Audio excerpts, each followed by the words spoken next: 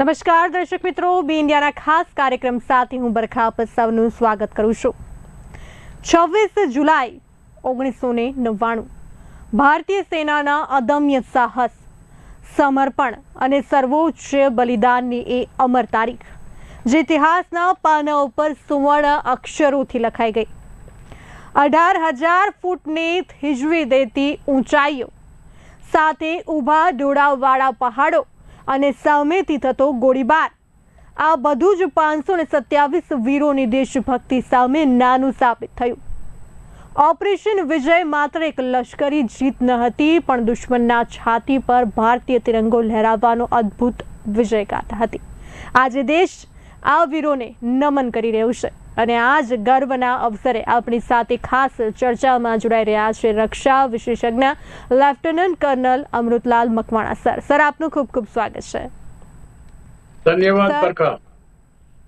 આજે ખૂબ જ મોટો દિવસ છે, કારગિલ વિજય દિવસ, ત્યારે સૌ પ્રથમ તો આપ આ દિવસને લઈને શું કહેવા માંગશો અને સાથે હું આપને પૂછવા માંગીશ કે કારગિલ યુદ્ધમાં જે 3 ઓપરેશન હતા, ઓપરેશન વિજય, ઓપરેશન સફેદ સાગર વાયુસેનાનું અને નૌકાદળનો ઓપરેશન તલવાર, જે આ મુખ્ય એ સમયે યુદ્ધના જે તાલમેલ જે હતું, આ ત્રણેય જે ઓપરેશન હતા તેને વિજય અપાવવામાં, ભારતને વિજય અપાવવામાં કેવા પ્રકારની ભૂમિકા ભજવી હતી?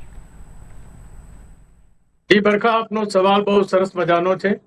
આજનો દિવસ એટલે 26મી જુલાઈ 2026, એટલે આજે બરોબર 27 વર્ષ કારગિલ વિજયને પૂરા થાય છે।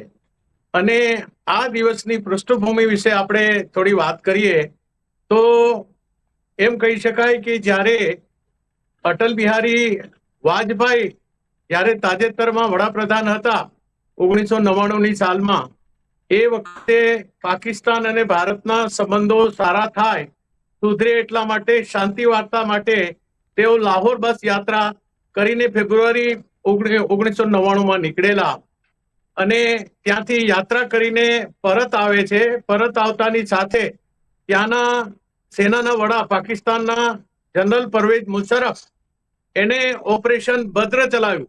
એ ઓપરેશન ભદ્ર દ્વારા એમને ત્યાંની જે ઇન્ફેન્ટ્રી બટાલિયન છે, જે નોર્થન લાઇટ ઇન્ફેન્ટ્રી કહી શકાય, એના જે સૈનિકોને ઉગ્રવાદીઓના વેશમાં ભારત દ્વારા એ પોસ્ટ હતી, એ પોસ્ટો પર કબજે કરવાનો હુકમ આપ્યો।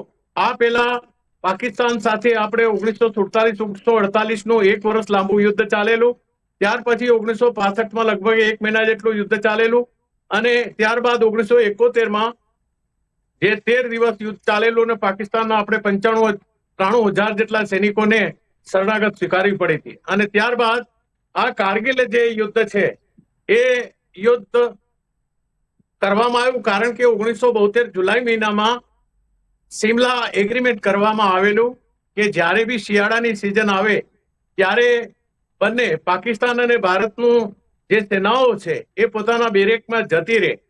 તો ભારતે એ નિયમનું પાલન કર્યું, પણ પાકિસ્તાને એ નિયમનું ઉલ્લંઘન કરી એમણે નોર્થન લાઇટ ઇન્ફેન્ટ્રીના જે સૈનિકો છે એ સૈનિકોને ઉગ્રવાદીના વેશમાં ભારતની જેટલી ઊંચી ચોટીઓ પર આવેલી જે પોસ્ટો હતી એ તમામ પોસ્ટો ઉપર કબજો કરીને બેસી ગયા। હવે આ વાતની જાણ એ વખતમાં દૂરસંચાર એટલું બધું આધુનિક નહોતો, તો આપણી પાસે હ્યુમન ઇન્ટેલિજન્સ દ્વારા જ કોઈ પણ સમાચાર મળતા હતા। તો એ સમયમાં એક યાક ચલાવનારો કાશીદ એક યાલ નામનો જે એક વ્યક્તિ હતો કારગિલનો, એમણે પોતાનું યાક ગુમ થઈ ગયું એટલે ઊંચી પહાડીઓમાં શોધવા માટે ગયો। જ્યારે ઊંચી પહાડી ઉપર પહોંચીને જોયું તો એનું યાક ત્યાં ચરતું હતું, પણ સાથે સાથે એને જોયું કે ભારતની જેટલી પોસ્ટો છે એ પોસ્ટોમાં પાકિસ્તાની સૈનિકો ઉગ્રવાદીઓનો વેશ ધારણ કરી અને તેઓ ત્યાં જે કબજો કરીને બેસી ગયા છે। આ વાત હાંફતા હાંફતા તે આર્મી પાસે આવીને 3જી મેના રોજ આર્મીનો જે સૈનિક હતો સૈનિકને વાત કરી, એટલે સૈનિકે આ તપાસ શરૂ કરી અને છેલ્લે આ જે ઘૂસપેઠની શરૂઆત જે છે એ 10મી મેના રોજ કન્ફર્મ કરવામાં આવી, 8 થી 10ની વચ્ચે, કે પાકિસ્તાની સૈનિકો દ્વારા આપણી જે પોસ્ટો છે પોસ્ટો ઉપર કબજો કરીને આ લોકો બેસી ગયા છે। તો આવી વાત જ્યારે આવી ત્યારે મેં આર્મી હેડક્વાર્ટર ગરમાઈ ગયું અને મિટિંગોના દોર શરૂ થઈ ગયા. આર્મી નેવી એરફોર્સના વડાઓને બોલાવવામાં આવ્યા અને CCS ની મિટિંગ કરવામાં આવી. કેબિનેટ સિક્યુરિટીની જે મિટિંગ છે એ બોલાવવામાં આવી અને તાત્કાલિક ડિસિઝન લેવામાં આવ્યું અને એ પ્રમાણે ઓપરેશન વિજય સૌથી પહેલા આર્મી દ્વારા જે ઓપરેશન ચલાવવામાં આવ્યું, લગભગ 2 લાખ જેટલા સૈનિકોને મૂવ કરવા માટે આવ્યા કારગિલની અંદર અને એ સમય દરમિયાન 3 જેટલી ડિવિઝનોને મૂવ કરવામાં આવી. સર્વપ્રથમ 3 ઇન્ફેન્ટ્રી ડિવિઝન લેહ લદ્દાખ, ત્યાર પછી 8 માઉન્ટેન ડિવિઝન નોર્થ ઇસ્ટથી મૂવ કરવામાં આવી, 192 માઉન્ટેન બ્રિગેડ અને ત્યાર પછી બીજી સબ બ્રિગેડો જેટલી હતી એ મૂવ કરવામાં આવી. પેરા કમાન્ડોઝ ને મૂવ કરવામાં આવ્યા. એની સાથે સાથે જે ઇન્ફેન્ટ્રીઝ છે, ઇન્ફેન્ટ્રીઝની અંદર જે માઉન્ટેન વોરફેરમાં જે લોકો માહિર હોય એવા લોકોની રેજિમેન્ટોને બોલાવવામાં આવી. જે પ્રમાણે ગોરખા રાઇફલ રેજિમેન્ટ આવી, જમ્મુ એન્ડ કાશ્મીર લાઇટ ઇન્ફેન્ટ્રીને બોલાવવામાં આવી, નાગા રેજિમેન્ટને બોલાવવામાં આવી, રાજપૂતાના રાઇફલ્સને બોલાવવામાં આવી, ત્યારબાદ શીખ રેજિમેન્ટને બોલાવવામાં આવી, ગ્રેનેડિયર્સને બોલાવવામાં આવી. આ પ્રમાણે જે લડાઈની અંદર એ લોકો જબરદસ્ત રિઝલ્ટ લાવતા હોય એ તમામ જાતની જે એમ કહી શકાય જે સૈનિકોનું મનોબળ ખૂબ જ ઊંચું હોય એવા સૈનિકોની જે રેજિમેન્ટોને ત્યાં બટાલિયનોને બોલાવવામાં આવી અને ત્યારબાદ આ કારગિલ સેક્ટરને 4 સેક્ટરોમાં બાંટવામાં આવ્યું. પહેલું સેક્ટર એટલે દ્રાસ સેક્ટર, બીજું સેક્ટર એટલે બટાલિક સેક્ટર, ત્રીજું સેક્ટર એટલે મસ્કો વેલી અને ચોથું કારગિલ. તો આ પ્રમાણે 4 સેક્ટરમાં અલગ અલગ બટાલિયનોને આ ટાસ્કો સોંપવામાં આવ્યા. એમાંનું પહેલું ટાસ્ક જે છે એ આ ઇન્ફેન્ટ્રી જે બટાલિયનો હતી, આ 3 ઇન્ફેન્ટ્રી ડિવિઝન અને ત્યાર પછી 8 માઉન્ટેન ડિવિઝનના જે સૈનિકો છે એ સૈનિકોને ટાસ્ક સોંપવામાં આવેલું. હવે ઇન્ફેન્ટ્રીને કવર આપવા માટે આર્ટલરી રેજિમેન્ટ એટલે કે આર્ટલરી તોપખાનું, એ તોપખાનાની અંદર આપણે જોઈએ તો સર્વપ્રથમ મોખરે જે 155 મિલીમીટર FH-77 BO2 જે સ્વિટ્ઝરલેન્ડથી આપણે ગન મગાવેલી, જેનો 40 થી 45 કિલોમીટરનો રેન્જ છે અને ઊંચી પહાડીઓમાં એ હાઈ ટ્રેજેક્ટરી બનાવીને ગોળાઓ આપણે દુશ્મનના બંકરોને માર કરી શકીએ એવી ક્ષમતાવાળી બોફોર્સ તોપને ત્યાં ડિપ્લોયમેન્ટ કરવામાં આવી. 105/37 ઇન્ડિયન ફિલ્ડ ગનને ડિપ્લોય કરવામાં આવી. 130 મિલીમીટર M46 રશિયન ગનને ત્યાં ડિપ્લોયમેન્ટ કરવામાં આવેલી અને એની સાથે સાથે 120 મોટાર અને બીજી જે તમામ પ્રકારની ગનોને ત્યાં ડિપ્લોયમેન્ટ કરવામાં આવી અને ઓપરેશન શરૂ કરવામાં આવ્યું.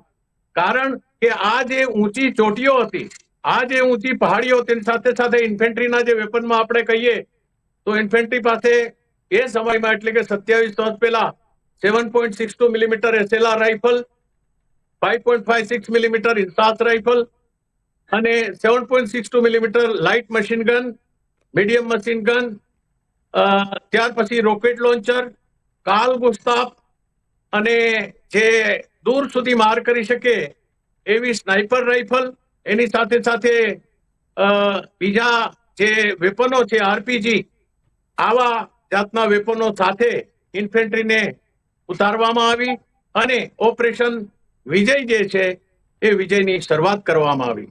હવે દર્શક મિત્રો, આપને હું જાણ કરવા માંગીશ કે આ જે ચોટીઓ છે, આ 5 ચોટીઓ જે છે ઊંચી પહાડીઓ, જ્યાંનું તાપમાન છે -10 ડિગ્રીથી માંડીને -40 ડિગ્રી તાપમાન સુધી જે ટેમ્પરેચર પહોંચતું હોય, આવી દુર્ગમ પરિસ્થિતિની અંદર પાકિસ્તાન તમારી સૌથી ઊંચી ચોટી ઉપર બેઠા છે અને ભારતના જે સૈનિકો છે એ આ નીચેથી શરૂઆત કરીને ઉપર સુધી પહોંચવાનું છે.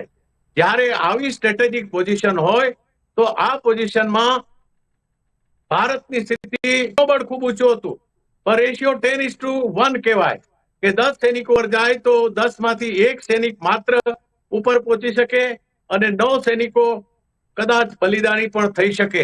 આવી પરિસ્થિતિમાં આ ઓપરેશનને શરૂ કરવામાં આવ્યું અને જે પ્રમાણે પોતાનું રસદ, રાશન અને બધું લઈને એ અને સાથે સાથે એ વખતે જે ઉપર કેરી કરવા માટે જે પોટર છે અને મ્યુલ દ્વારા જે ઓમિનેશન છે, રાશન છે, દારૂગોળો છે, એ બધું ધીરે ધીરે કરીને ઉપર મોકલવામાં આવ્યું. તો આ પ્રમાણે આર્મીએ પોતાનું કાર્ય શરૂ કર્યું અને ઉપરથી પાકિસ્તાનનું ફાયરિંગ આવવાનું શરૂ થઈ ગયું. મેં 4 ચોટીઓની જે વાત કરી, તો સૌથી ઊંચી જે ચોટી છે 16,500 ફીટની ઊંચાઈએ ટોલોલિંગ આવેલું છે. 5140 એ રોકી નોબ છે, એ પણ પહાડી બહુ ઊંચી છે. ત્યાર પછી 4875 જે ગન હિલ આવેલી છે. ત્યાર પછી ટાઈગર હિલ છે. 5353 ઊંચી ચોટીઓ છે.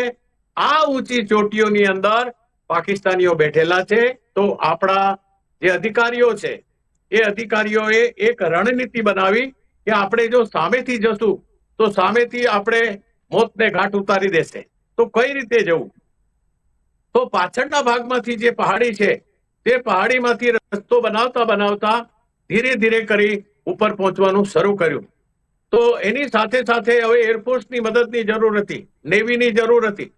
એટલે એરફોર્સે 26મી મેના રોજ ઓપરેશન સફેદ સાગર ચલાવ્યું અને એ ઓપરેશન સફેદ સાગરની અંદર મિરાજ 2000 એના લગભગ 10 જેટલા સ્કોડનને ઉતારવામાં આવ્યા. એક સ્કોડનની અંદર લગભગ 18 જેટલા ફાઇટરો હોય છે. એની સાથે સાથે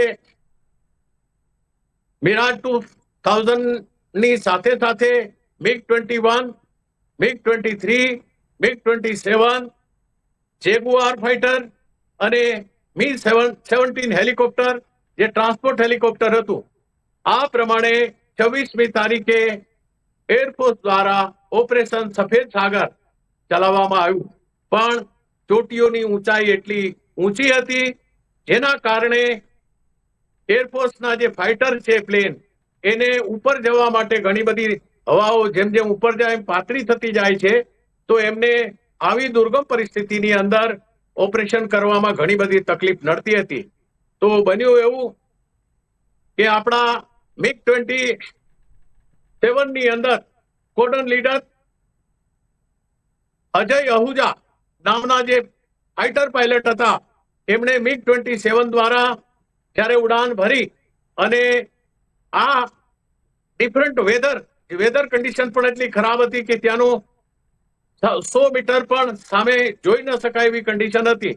તો એના કારણે કોઈ એના ફ્લાઇટની અંદર જે MiG-27માં કોઈ ટેકનિકલ ખામી આવી અને ટેકનિકલ ખામીના કારણે એનું પ્લેન ક્રેશ થઈ જાય છે. અને એ ક્રેશ થયેલું પ્લેન પાકિસ્તાનમાં પડે છે. અને પાયલટ જે છે સ્કોડન લીડર અહુજા, એ છત્રી દ્વારા યાની કે પેરાશૂટ દ્વારા એ પાકિસ્તાનમાં ઉતરે છે.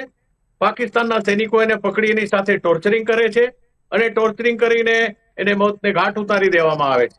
ત્યારબાદ જ્યાં સુધી આ પ્લેન પાછું ના આવ્યું એટલે MiG-21 દ્વારા જે કે નચિકેતા પાયલટ છે, એ પાયલટને એ ફ્લાઇટ દ્વારા એમને મોકલવામાં આવ્યા. એ પાયલટને પણ ટેકનિકલ ખામી આવી પ્લેનની અંદર. ઉપર જતાની સાથે જ એનું પ્લેન પણ ક્રેશ થઈને પાકિસ્તાનની અંદર પડે છે. તો આ પરિસ્થિતિની અંદર બહુ વિકટ પરિસ્થિતિ આવી ગઈ. તો આ પરિસ્થિતિમાં આ કે નચિકેતા જે ફાઇટર પાયલટ હતા, એમને પાકિસ્તાનના સૈનિકો દ્વારા પકડવામાં આવે છે. એની સાથે ખૂબ ટોર્ચરિંગ કરવામાં આવે છે. આ સમય દરમિયાન ભારતે યુએનની અંદર જે જીનીવા કન્વેન્શન છે, કન્વેન્શનની અંદર કે કોઈ પણ દુશ્મન દેશનો સૈનિક દુશ્મન દેશમાં ઘૂસી જાય તો એના આ કેદી સાથે માનવતાપૂર્ણ વ્યવહાર કરવામાં આવે, મેડિકલની સુવિધા આપવામાં આવે, એના પરિવાર સાથે વાતચીત કરવામાં આવે. આવું આ જે કન્વેન્શન છે, જીનીવા કન્વેન્શનમાં લખેલું છે. તો એના આધારે 1 અઠવાડિયા સુધી ટોર્ચરિંગ કરવામાં આવ્યું. અને જીનીવામાં જ્યારે મુદ્દો ઉઠાયો ત્યારે પાકિસ્તાન સરકાર દ્વારા આ પકડાયેલા પાયલટને ભારતને અઠવાડિયા પછી સોંપવામાં આવે છે. નચિકેતા પાછા ફરે છે. અને એની સાથે સાથે ત્રીજું જે આપણું હેલિકોપ્ટર હતું Mi-17, જેમાં 2 પાયલટ અને બીજા 2 NCO એની સાથે રાશન, રસદ અને અમ્યુનિશન લઈને જતું હતું. તો પાકિસ્તાનની સ્ટ્રિંગર મિસાઇલ દ્વારા આ હેલિકોપ્ટરને પણ પાડી દેવામાં આવે છે. અને એના જે પાયલટ છે એ રાજીવ પાયલટ, જે રાજીવ કરીને છે, રાજીવને તે પડતાની સાથે જ મોતને ઘાટ યાની કે બલિદાની થઈ જાય છે. અને ત્યાર પછી બીજા મુનવિલ કરીને ફ્લાઇટ લેફ્ટિનન્ટ છે, એ પણ તે શહીદી ઓરી લે છે. એની સાથે સાથે બીજા બે જે એનસીઓ હતા, જે હવાલદાર, જે સાર્જન્ટ આર.કે. સાહુ અને આરપીએનએસ જે પ્રસાદ હતા, એ પણ આ ચારે ચાર શહીદ થઈ જાય છે. તો આ પ્રમાણે એરફોર્સે પોતાની છોટી શરૂ કરી અને ત્યાર પછી મિરાજ 2000 ને મોકલવામાં આવે છે. ખૂબ જ ઊંચાઈ લઈને ત્યાંથી લગભગ 1000 કિલોના જે ગાઇડેડ બોમ્બ છે, એ ગાઇડેડ બોમ્બને ત્યાંથી ફેંકવામાં આવે છે, જેથી કરીને ઘણી બધી પાકિસ્તાની પોસ્ટોને નસ્તે નાબૂદ કરવામાં આવી છે. અને ધીરે ધીરે કરીને ખૂબ કંટ્રોલ મળવાની શરૂઆત થઈ ચૂકી હતી. તો આ દરમિયાન આર્મીના કેપ્ટન બત્રા એને શરૂઆત કરી અને 13મી જૂનના રોજ સૌથી પહેલી ઊંચી જે ચોટી છે ટોલોલિંગની અંદર એ ભારતનો પરચમ લહેરાવે છે. તો પહેલી ચોટી ઉપર પોતે વિજેતા થાય છે અને પાકિસ્તાનને ત્યાંથી ખસેડી અને પોસ્ટ ખાલી કરાવે છે. હવે એમના કમાન્ડિંગ ઓફિસરે કીધું કે તમે આટલા દિવસથી જેમત ઉઠાવી રહ્યા છો, તો હવે તમે થોડો આરામ કરો. ત્યારે એને કેપ્ટન બત્રાએ કીધું કે નહીં, બિન માંગે વોર. તો આ એને સ્લોગન આપ્યું અને ત્યાર પછી એ એના કમાન્ડિંગ ઓફિસરની વાત માની અને પછી આગળ બીજી જે પોસ્ટ છે ગન હિલ, જેની ઊંચાઈ 4875 છે અને ઊંચાઈને પ્રમાણે એમ કહી શકાય તો લગભગ 16,300 ફીટની હાઈટ વાળી આ જે હિલ છે, એ હિલ ઉપર પોતે ઓપરેશન કરી રહ્યા હતા. અને જ્યારે પરચમ લહેરાવતાની સાથે જ એક જુનિયર કમિશન ઓફિસર છે, એ એની જાન બચાવવા માટે જો ગ્રેનેડ ફેંક્યો, એને ત્યાંથી દૂર કર્યો અને એ ગ્રેનેડ પોતાના ઉપર પડે છે અને આદેશ માટે પોતાના સુપ્રીમ સેક્રિફાઈસ કરી અને બલિદાની થાય છે. અને જે પ્રમાણે એ ગન હિલ ઉપર પોતાનો પરચમ લહેરાવે છે. અને એની સાથે સાથે એના ગયા પછી આજે એ ગન હિલનું નામ બત્રા હિલ રાખવામાં આવેલું છે. અને ત્યાર પછીના આ બંનેને સુપ્રીમ સેક્રિફાઈસ કરનારા વ્યક્તિ જે છે, એ સેનાનો હાઈએસ્ટ ગેલેન્ટ્રી એવોર્ડ પરમવીર ચક્રથી એમને મરણોપરાંત નવાજવામાં આવે છે. પછીના બે જે સૈનિકો છે, યાની કે સિપાઈ સંજય સિંહ એ દુશ્મનનું જે LNG પોસ્ટ છે, એ આખા પાકિસ્તાનીઓને મારી અને પોતે કબજે કરી લે છે. એટલે એમણે આ પોસ્ટ હોવાના કારણે એને પરમવીર ચક્રનો હાઈએસ્ટ એવોર્ડ આપવામાં આવે છે. લેફ્ટિનન્ટ મનોજ કુમાર પાંડે, એમણે કાલુબાર જે એરિયા છે, બટાલિક સેક્ટર કાલુબાર કરીને એરિયા આવે છે, કાલુબારમાં પોતે ઓપરેશન શરૂ કરે છે અને ત્યાં દુશ્મનની જે પોસ્ટો હટાવી અને ભારતનો પરચમ લહેરાવે છે. ઝંડો લહેરાવતાની સાથે જ એ દુશ્મનના હાથે પાછળથી કોઈ ગોળી મારે છે અને ગોળી મારવાના લીધે સુપ્રીમ સેક્રિફાઈસ કરે છે. તો આ પ્રમાણે લેફ્ટિનન્ટ મનોજ પાંડેને પરમવીર ચક્રથી નવાજવામાં આવે છે. અને ત્યારબાદ સૌથી ઊંચી ચોટી જે ટાઈગર હિલ છે, એ ટાઈગર હિલ માટે જે 18 ગ્રેનેડિયર્સના સિપાહી યોગેન્દ્રસિંહ યાદવ, જેણે શરૂઆત કરી હતી 22 દિવસ સુધી ડે નાઇટ ચાલી અને તેઓ એ ટાઈગર હિલ સુધી પહોંચે છે. અને ટાઈગર હિલની અંદર લગભગ બધા સૈનિકો ખલાસ થઈ જાય છે. ત્યારે એ પરિસ્થિતિમાં પાકિસ્તાનીઓ ચેક કરીને ગયા કે બધા મરી ગયા છે, કોઈ જીવતો નથી. ત્યારે આ શ્વાસ લઈ રહ્યા હતા ધીરે ધીરે કરી, અને કે જેને રામ રાખે અને કોણ ચાખે એવી પરિસ્થિતિમાં એના પર્સની અંદર જે સિક્કાઓ રાખેલા, એટલે વારંવાર એને એના ઉપર ગોળીબાર કર્યો, પણ સિક્કાઓના લીધે એ બચી ગયો. એક હાથમાં જે ગોળી લાગેલી, એક હાથ એનો લટકતો હતો. તો આવી પરિસ્થિતિની અંદર એને આ ટાઈગર હિલને પ્રાપ્ત કરવા માટે અથાગ પ્રયત્નો કરીને ભારતનો ઝંડો લહેરાયો. તો આવા જીવિત બે વ્યક્તિ, યોગેન્દ્રસિંહ યાદવ અને સિપાહી સંજયસિંહને ભારતના સર્વોચ્ચ એવોર્ડ એટલે કે ગેલેન્ટ્રી એવોર્ડ પરમવીર ચક્રથી નવાજવામાં આવે છે. અને ત્યારબાદ ત્રીજું ઓપરેશન એટલે કે ઓપરેશન તલવાર. એક તરફ ઓપરેશન સફેદ સાગર, બીજી તરફ ઓપરેશન વિજય અને ત્રીજી તરફ સમુદ્રની અંદર લગભગ 30 જેટલા યુદ્ધપોતો સાથે INS વિરાટ, INS Delhi, INS Mumbai, INS કલાવરી અને બીજા જે સબમરીન સાથે, ડિસ્ટ્રોયર સાથે નેવીના તમામ એમને જે પાકિસ્તાનના મોટા જે બંદરો છે, ખાસ કરીને Gwadar port, Karachi port, Qasim port, આ તમામ પોર્ટોને ઘેરાબંધી કરી અને પાકિસ્તાનને ચારે તરફથી એમનો જે રસદ, જે એનો એનર્જી સેક્ટર આવતું હતું, એ તમામ એનર્જી સેક્ટર ઉપર બંધ કરી દીધું. 84 દિવસ સુધી પાકિસ્તાનની કોઈ પણ જાતની આવાજાહીને બંધ કરી એક પણ સૈનિકનું નુકસાન કર્યા વગર નેવીએ જબરદસ્ત મુકાબલો કર્યો, જેથી કરીને પાકિસ્તાન એક આર્થિક રીતે કંગાલ થઈ ગયું, ઓઇલ આવવાનું બંધ થઈ ગયું, વેપારના સામાન સાધનો આવવાના બંધ થઈ ગયા. આના કારણે ખૂબ જ એને હાલાકી ભોગવવી પડી. તો નેવીમાં આમનો અદ્ભુત રોલ છે. બરખા, આ રીતે ઓપરેશન વિજય, ઓપરેશન સફેદ સાગર, ઓપરેશન તલવાર ને કરવામાં આવેલા. જી બરખા. જી સર, બિલકુલ ઠીક. આપે ખૂબ જ સરળ શબ્દોમાં એકદમ કહી શકાય કે જે શૂરવીરો, આપણા જે બલિદાનીઓ છે, તેમની જે વીર ગાથા, બહાદુરીના પ્રસંગો ખૂબ જ સરસ રીતે આપે જણાવ્યા. જે ઇતિહાસ હતો સ્ટેપ બાય સ્ટેપ, કદાચ લોકોને ખ્યાલ નહીં હોય આ બધી બાબતો વિશે, પરંતુ આપે ખૂબ જ ડિટેલ્સમાં અમારા દર્શક મિત્રોને આ જે બહાદુરીના પ્રસંગો હતા તે જણાવ્યા. સાથે અંતે છેલ્લો પ્રશ્ન છે મારો સર આપને, કે આ જે સાહસ અને સર્વોચ્ચ બલિદાન આપનારા ભારતીય સેનાના વીરોને જે પરમવીર ચક્ર તથા અન્ય જે અવોર્ડ્સ આપવામાં આવે છે, તેમાં અવોર્ડનું મહત્વ અને તે મેળવનારા મુખ્ય શૂરવીરોની બહાદુરીના પ્રસંગો થોડા ઘણા જણાવશો. એટલે કે એમના જે અવોર્ડ્સ હોય છે, જેને ગેલેન્ટ્રી અવોર્ડ્સ પણ કહેવામાં આવે છે, સાથે મહાવીર ચક્ર, એના વિશે થોડી ઘણી અમારા દર્શક મિત્રોને માહિતી આપજો સર. જી બરખા, આપનો સવાલ બહુ સરસ મજાનો છે. કદાચ દર્શક મિત્રોને આર્મીમાં આપવાના જેટલા એવોર્ડો છે એના વિશે કદાચ ખ્યાલ નહીં હોય. જે પ્રમાણે સિવિલિયન એવોર્ડની અંદર આપણે જોઈએ તો ભારત રત્ન એ સૌથી સર્વોચ્ચ એવોર્ડ છે. બીજા નંબરનો એવોર્ડ એટલે પદ્મ વિભૂષણ છે અને ત્રીજા નંબરનો એવોર્ડ એટલે પદ્મભૂષણ છે. તો આ પ્રમાણેના જે સિરીઝ ઓફ એવોર્ડ છે, એ જ પ્રમાણે આર્મીમાં પણ જે અસાધારણ કાર્ય કરે, લડાઈની અંદર અસાધારણ કાર્ય કરીને દેશ માટે અદ્ભુત કાર્ય કરે એવા મહાન વીરને સૌથી જે ગેલેન્ટ્રી એવોર્ડના 3 મુખ્ય એવોર્ડ છે. પહેલો પરમવીર ચક્ર, બીજો મહાવીર ચક્ર, ત્રીજો વીર ચક્ર.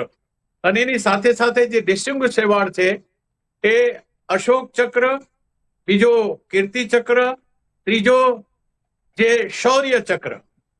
અને કાઉન્ટર ઇન્સર્જન્સી એરિયાની અંદર જે લોકો સર્વિસ કરતા હોય ત્યાં પણ 3 પ્રકારના એવોર્ડ છે. સર્વોત્તમ યુદ્ધ સેવા મેડલ, ઉત્તમ યુદ્ધ સેવા મેડલ, યુદ્ધ સેવા મેડલ, સેના મેડલ. સેના મેડલમાં ભારતીય સેનામાં જે લોકો અદ્ભુત કાર્ય કરે તો એને સેના મેડલ આપવામાં આવે. નૌસેનામાં કાર્ય કરે તો નૌસેના મેડલ હોય. એરફોર્સમાં સારું કાર્ય કરવા બદલ એમને વાયુસેના મેડલ આપવામાં આવતો હોય છે. અને ત્યાર પછી બીજા 4 જે એવોર્ડ છે એ પીસ ટાઈમ એવોર્ડ છે. પરમ વિશિષ્ટ સેવા મેડલ, અતિ વિશિષ્ટ સેવા મેડલ અને વિશિષ્ટ સેવા મેડલ. હવે આ તમામ પ્રકારના જે એવોર્ડોની મેં આપ લોકોને વાત કરી, પણ 22મી ઓગસ્ટ 2022ના રોજ કર્નલ અમૃતલાલ અને આખી અમારી અખિલ ભારતીયની જે 4-5 જણાની ટીમ હતી, તે હર્ષ સંઘવી સાહેબ સાથે અમારી મીટિંગ કરવામાં આવી.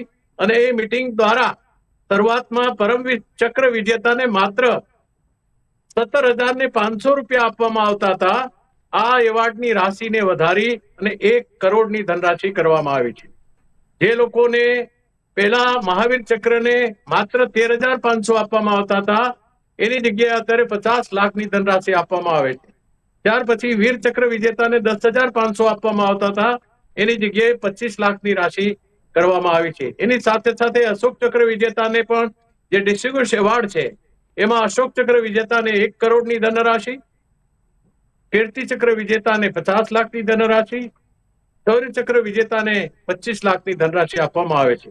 એની સાથે સાથે આ 4 જે એવોર્ડો મેં આપને બતાવ્યા, જે કાઉન્ટર ઇન્સર્જન્સી એરિયામાં હોય, નક્સલ એરિયામાં હોય, એવા એરિયાની અંદર જે અસાધારણ કાર્ય કરે એને સર્વોત્તમ યુદ્ધ સેવા મેડલને 5 લાખ, ઉત્તમ યુદ્ધ સેવા મેડલને 3 લાખ અને સેના મેડલને, વાયુસેના મેડલ કે નૌસેના મેડલને 1 લાખની ધનરાશિ આપવામાં આવે છે. અને ત્યાર પછી જે પીસ ટાઈમ એવોર્ડ છે, જે પીસ એરિયા હોય અને ત્યાં જે લોકો અસાધારણ કાર્ય કરે એવા સૌથી સર્વોત્તમ જે મેડલ છે એનું નામ છે પરમ વિશિષ્ટ સેવા મેડલ PVSM. એને 5 લાખની ધનરાશિ આપવામાં આવે છે. ત્યાર પછી અતિ વિશિષ્ટ સેવા મેડલ AVSM, એને 3 લાખની રાશિ આપવામાં આવે છે. અને VSM વિશિષ્ટ સેવા મેડલ 1 લાખની રાશિ આપવામાં આવે છે. તો આ પ્રકારે આ એક મોટું અદ્ભુત કાર્ય કહેવાય. તો હું હર્ષ સંઘવી સાહેબને તમામ અખિલ ભારતીય પૂર્વ સૈનિક સેવા પરિષદ ગુજરાત પ્રદેશ અને તમામ હોદ્દેદારો વતી ફરી એકવાર એનો ધન્યવાદ કરું છું. અને આજે ગુજરાત રાજ્ય એક એવું છે જે રાજ્યમાં શરૂઆતમાં ગુજરાતમાંથી કોઈ જવાન શહીદ થતા તો એમને માત્ર 1 લાખ રૂપિયાની રાશિ આપવામાં આવતી હતી. અને આ હર્ષ સંઘવી સાહેબના સાનિધ્યમાં અને એમના માર્ગદર્શનથી આજે ગુજરાતમાંથી કોઈ પણ જવાન શહીદ થાય તો એમના પરિવારને 1 કરોડની ધનરાશિ આપવામાં આવે છે. તો આ એક બે સૌથી મોટામાં મોટા કાર્ય કર્યા હોય અને એમાં સૌથી મોટો શ્રેય જતો હોય તો એ ગુજરાત રાજ્યના ગૃહ રાજ્યમંત્રી અને અત્યારે નાયબ મુખ્યમંત્રી શ્રી હર્ષ સંઘવી સાહેબને ફાળે જાય છે. જી બરખા. બિલકુલ ઠીક સર, ખૂબ જ મોટી વાત છે અને આ બદલાવ જે છે ખૂબ જ મોટો એને કહી શકાય. સર, આજે આપ અમારી સાથે જોડાયા અને મહત્વપૂર્ણ વિશ્લેષણ અને યાદો શેર કરવા બદલ આપનો ખૂબ ખૂબ આભાર સર. ધન્યવાદ બરખા, થેન્ક યુ. તો દર્શક મિત્રો, કારગિલ વિજય દિવસ માત્ર ભૂતકાળની જીતની યાદગીરી નથી, પણ આપણી ત્રણેય સેનાઓની તાકાત અને અખંડિતતાનું જ્વલંત ઉદાહરણ છે. આજે જ્યારે આપણે શાંતિથી શ્વાસ લઈ રહ્યા છીએ ત્યારે તેની પાછળ સીમા પર તૈનાત આપણા બહાદુર જવાનોનો ત્યાગ છે. 18,000 ફૂટની ઊંચાઈએ લહેરાતો આપણો તિરંગો એ વાતની સાક્ષી પૂર્યા કરે છે કે ભારતની સીમાઓ સંપૂર્ણપણે સુરક્ષિત હાથોમાં છે. કારગિલની વિજય ગાથા માત્ર ઇતિહાસનું પાનું નથી, પણ દેશના દરેક નાગરિકના દિલમાં ધબકતી દેશભક્તિનો પુરાવો છે. આજે આ ગર્વના દિવસે આપણે શહીદોના અમર બલિદાન અને તેમના પરિવારજનોની હિંમતને દિલથી સલામ કરીએ છીએ. જય હિન્દ, જય ભારત.